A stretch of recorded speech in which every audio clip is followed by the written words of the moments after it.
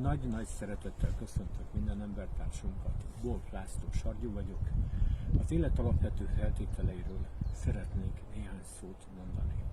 Az élet alapvető feltételei az evés, ivás, alvás, mozgás, légzés, hallás, látás, szaglás, tapintás és szexualitás. Ez eddig állati is. Ami emberi, az a fejlődés. Vállalj felelősséget önmagadért, felügyeld gondolatai tisztaságát, szeresd önmagadat, szeressed embertársaidat, szeresd a földanyát és a rajta lévő élőlényeket, és fogadd el azok jó szándékú, gyógyító felajánlásait.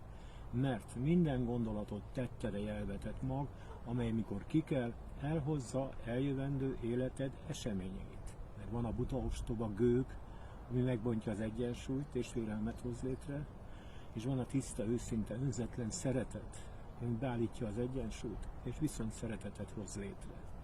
Még ajánlanám könyveimet, Gyógynövényeink a Kárpát-hazába című könyvet, amiben gyakorlatilag a 125 gyógynövényt írtam, mindegy 350 betegséget hozzá, és ezeket gyakorlatilag a testi rendellenességeket milyen gyógynövényekkel, milyen kurákkal és milyen gyógynövény keverékekkel lehet gyógyítani, ami gyakorlatilag egyszer a gyógynövény teafüveg, vannak a magok, vannak a tinktúrák, és gyakorlatilag van a faszénpor, és van a kenőcs, amit természetesen a cégünk mi magunk gyártjuk, és még van hozzá a Sarjú gyógynövénytár, ami egy kisebb lélegzetű munka.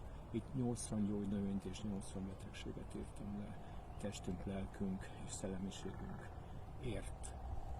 Nagyon szépen köszönöm, hogy elmondhattam.